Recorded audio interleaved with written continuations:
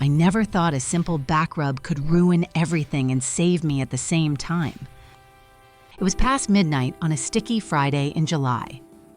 The air conditioner had died 2 days earlier and the repair guy could not come until Monday, so the whole house felt like a sauna.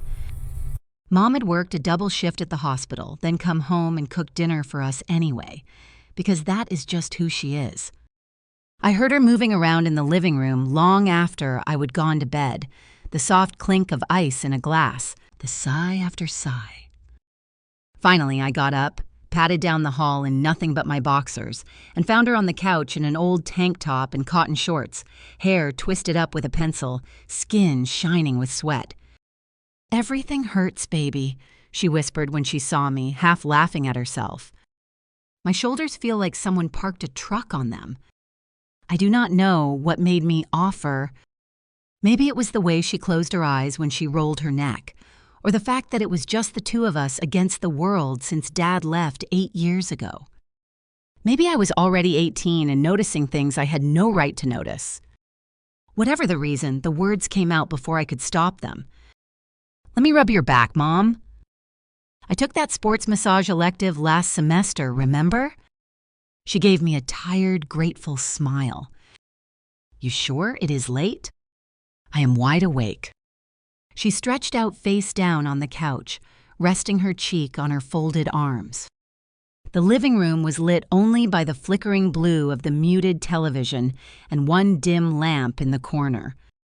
I knelt beside her, poured a little of the lavender lotion she kept on the coffee table into my palms, and started at her shoulders. Her skin was hotter than the air around us. As soon as my hands touched her, she let out a long, shaky breath that sounded almost like a moan. I tried to focus on Technique's slow circles with my thumbs along the ridge of her shoulder blades, pressing out the knots one by one. She melted under my fingers. Every time I found a tight spot and worked it loose, she made these soft, little, grateful noises that shot straight through me. "That is perfect, sweetheart," she murmured. "Lower, please." I moved down the ladder of her spine. The tank top had ridden up a little, exposing the dip just above the waistband of her shorts. My hand slid over warm, slick skin. I told myself this was normal, that sons help their mothers all the time, that the sudden tightness in my boxers was just because I had not taken care of myself in a few days. Nothing more. But then she shifted, spreading her legs slightly so I could kneel between them for better leverage. The movement made her shorts pull tight across her hips, outlining everything. I swallowed hard and kept rubbing, moving in firm strokes from the middle of her back down to the small dimples just above the elastic. Each time my palms swept downward, my thumbs brushed the edge of the fabric. Each time she exhaled like I was pulling pain straight out of her body. "You are so good at this," she said, voice husky with exhaustion and relief. I swear I could fall asleep right here. I laughed quietly, trying to keep it light. That is kind of the point. My hands were shaking now. I could not help it. The lower I went, the more the air between us seemed to thicken. I told myself to stop at the waistband, to go back to her shoulders, anything safer. Instead, like an idiot, I let my palms slide, just barely slip under the edge of her shorts, only an inch, just to reach the top of the glute muscles that were obviously killing her. She did not flinch. She sighed deeper. Encouraged, I pressed harder, kneading the tension out of those strong, curved muscles. The thin cotton of her shorts was damp with sweat. Beneath it, her skin felt like silk over steel. My thumbs traced the line where thigh meets hip, and that was when it happened. A rush of blood so fierce it made me dizzy. In seconds, I was achingly, unmistakably hard. The kind of erection that hurts, the kind there is no hiding in loose boxers. I froze, hands still on her, praying the couch would swallow me whole. Mom lifted her head a fraction. "You okay, honey?" "Yeah," I croaked. "Just cramp in my hand." She chuckled softly. Do not stop on my account. Feels too good. I had to shift my weight to keep my situation from brushing her leg. I thought I would manage it. I kept rubbing, moving in slow, careful circles, but every stroke sent another pulse through me. The room was spinning a little. I could smell her lavender lotion, faint vanilla from her shampoo, and something warmer, deeper that made my mouth water. Minutes crawled by, 5, maybe 10. My hands grew bolder without permission, sliding a little farther under the fabric each time until my fingertips were grazing the swell of her backside. She never told me to stop. If anything, her breathing had gone slower, heavier. Once, when I pressed particularly deep, her hips lifted the tiniest bit off the couch, pressing back into my hands. That small movement destroyed the last of my self-control. I was throbbing now, the head of my cock pushing past the waistband of my boxers, leaving a damp spot I could feel cool in the air. I shifted again, trying to angle away, and this time I was not fast enough. The backs of my knuckles brushed the inside of her thigh, barely a touch, but enough. Mom went very still. For one terrifying second, I thought she would sit up, slap me, scream something. Instead, she let out the slowest breath I would ever heard, almost a sigh of discovery. "Baby," she whispered, voice different now, lower. "Are you?" I could not answer. My hands were still on her, unmoving, as if lifting them would make this real. She turned her head on her arms so one eye could look back at me through the dim light. Her cheek was flushed dark rose. "It is okay," she said so softly I barely heard it. "It happens." I wanted to die. I wanted to run. I wanted to press myself against her and never stop. My cock jerked at the sound of her voice saying that, and this time there was no hiding the way my hips involuntarily rocked forward, searching for friction against nothing. Mom's eyes flicked down, then back up to mine. Something shifted in her expression, surprise melting into something warmer, heavier. "Come here," she murmured. I did not move. She reached back with one hand, found my wrist, and gently tugged until I was leaning over her, my chest almost touching her back. My erection hovered inches from the curve of her hip. "Let me see," she said. I thought my heart would explode before I even touched her again. Her fingers stayed wrapped around my wrist, warm and steady, while the rest of me shook like I was 13 and seeing a woman naked for the first time. She guided my hand forward slow enough that I could have pulled away. I did not. My palm slid over the soft cotton of her shorts until it rested on the swell of her hip. The heat coming off her skin was unreal. "Mom." My voice cracked like a kid's. "Shh." She turned her face fully toward me now, cheeks still on her arms, eyes dark and unreadable in the television glow. "You've been carrying this around all night, have not you?" I could not lie. I nodded. She studied me for a long second, then let go of my wrist and reached back with both hands. I thought she was going to push me away. Instead, she hooked her thumbs into the waistband of her shorts and eased them down just a few inches, just enough that the fabric slipped beneath the curve of her backside and the top of her thighs came fully into view. No panties.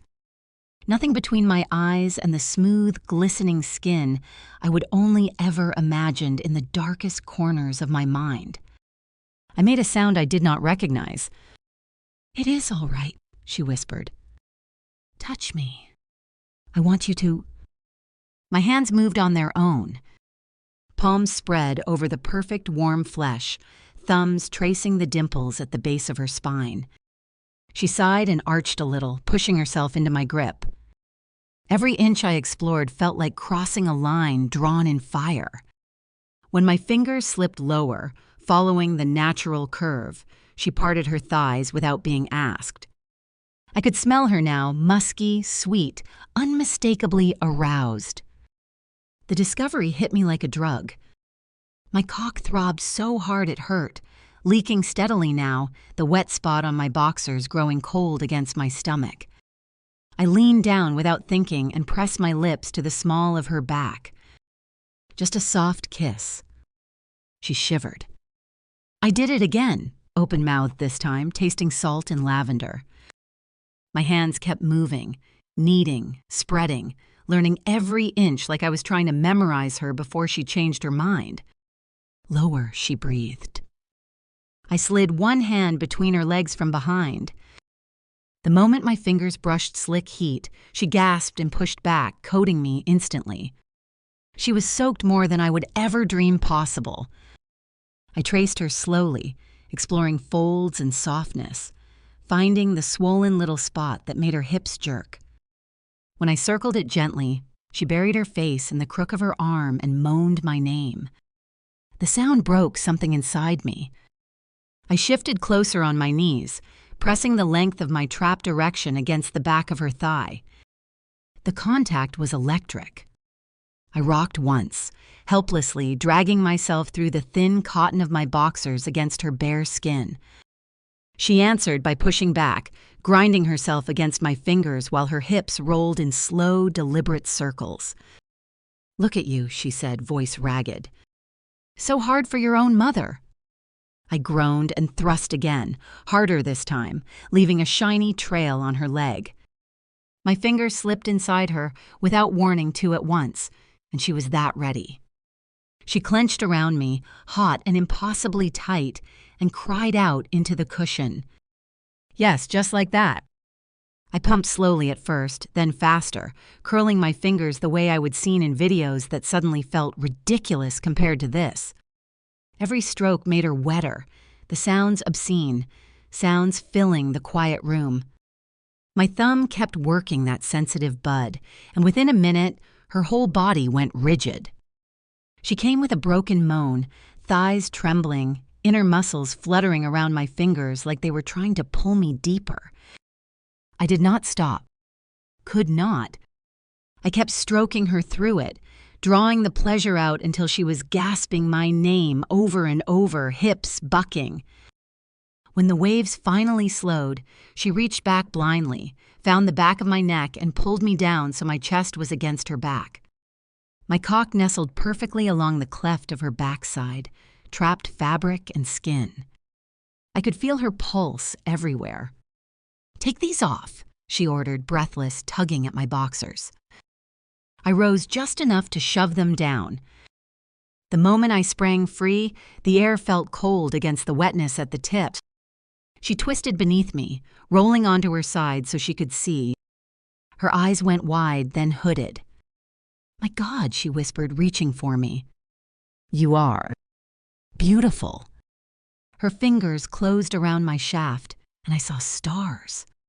She stroked once, slow and firm, spreading the slickness from tip to base. My hips jerked forward like I had been shocked. "Easy," she soothed, but her grip tightened. "I want to feel how hard you are because of me." I lasted maybe 10 seconds under her hand before I had to pull away or finish right there.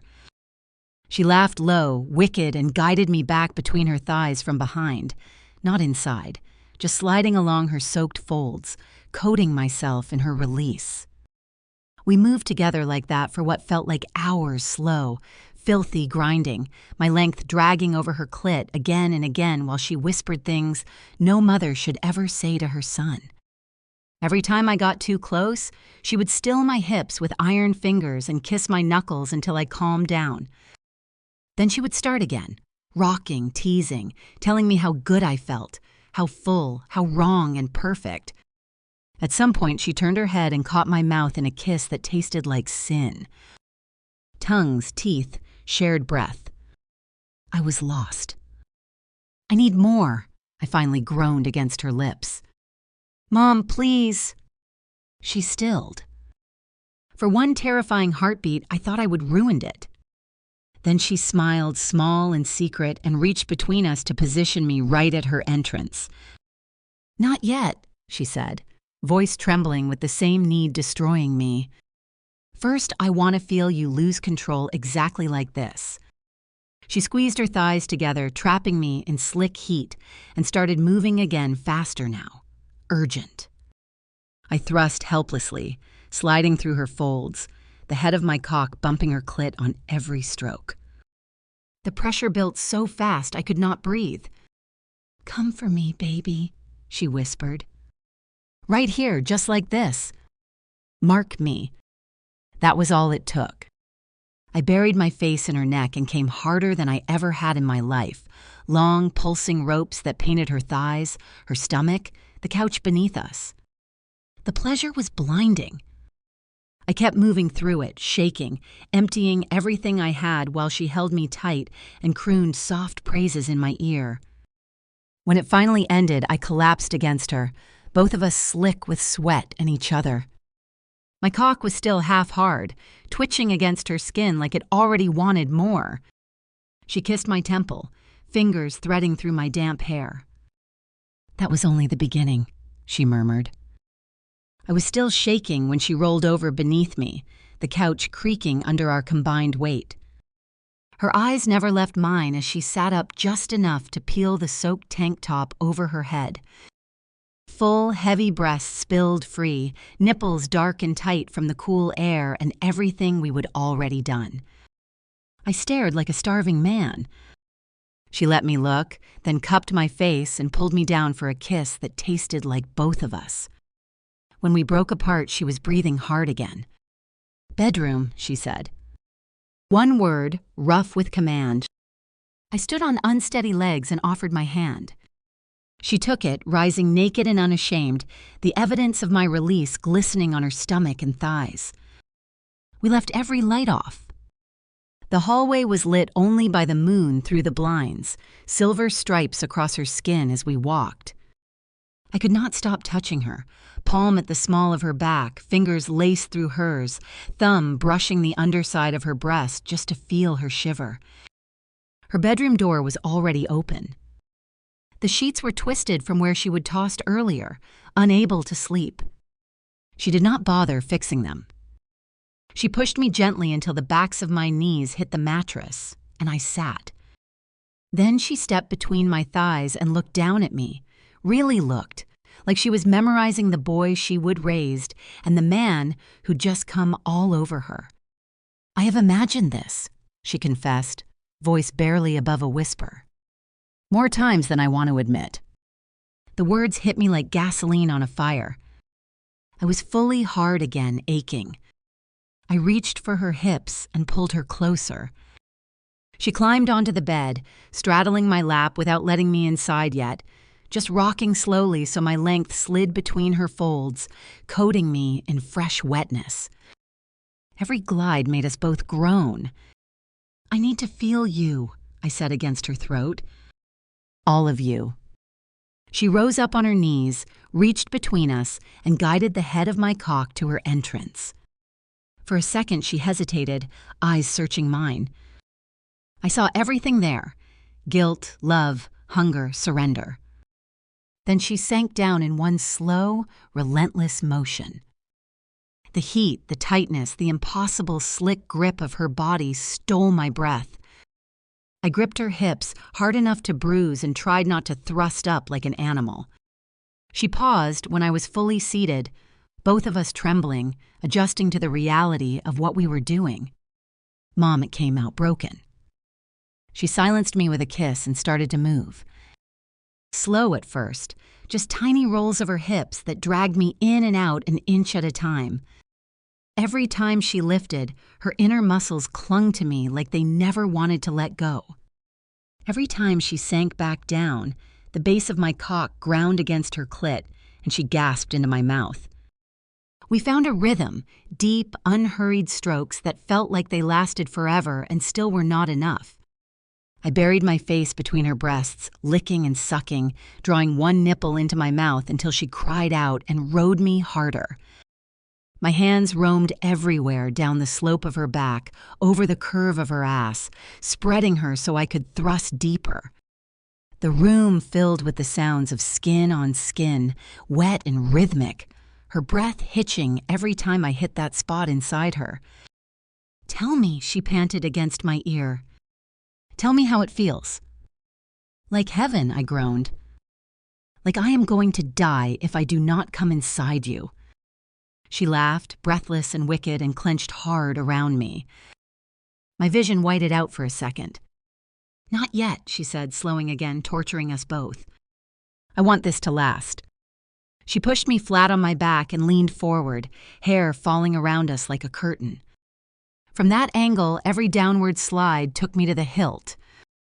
I could feel myself nudging her cervix, and she loved it, grinding in tiny circles each time she bottomed out. I watched her breasts sway above me, watched her stomach tense, watched her bite her lip to keep from screaming. I could not stay still anymore. I sat up, wrapped my arms around her waist, and flipped us so she was beneath me. The surprised moan she gave turned into a low, continuous one as I started driving into her in earnest. The bed frame knocked against the wall. Neither of us cared. "Look at me," I said. Her eyes locked on mine, wide and glassy with pleasure. I hooked one of her legs over my shoulder, opening her deeper, and she shattered again, back arching off the mattress, nails raking down my back, inner walls pulsing so hard I had to fight not to follow her over. When she came down, she was crying, not from sadness, just overwhelmed. I kissed the tears away and kept moving, slower now, savoring every inch. "I love you," I whispered against her lips. "I have always loved you." "I know, baby," she whispered back. "I love you too. Let go with me." She wrapped both legs around my waist, heels digging into my ass, urging me deeper, faster. I felt it building again, that impossible pressure at the base of my spine. "Come inside me," she said, voice breaking. "I need to feel it. All of it." 3 more thrusts and I was gone. I buried myself as deep as I could and let go, pulsing endlessly, filling her while she clung to me and shuddered through another climax of her own. It felt like my soul left my heart. Everything poured into her in hot, thick waves. We stayed locked together long after it ended, breathing the same air, hearts hammering against each other. I was still inside her, half hard and unwilling to leave. She stroked my hair, my back, my face, like she could not believe I was real.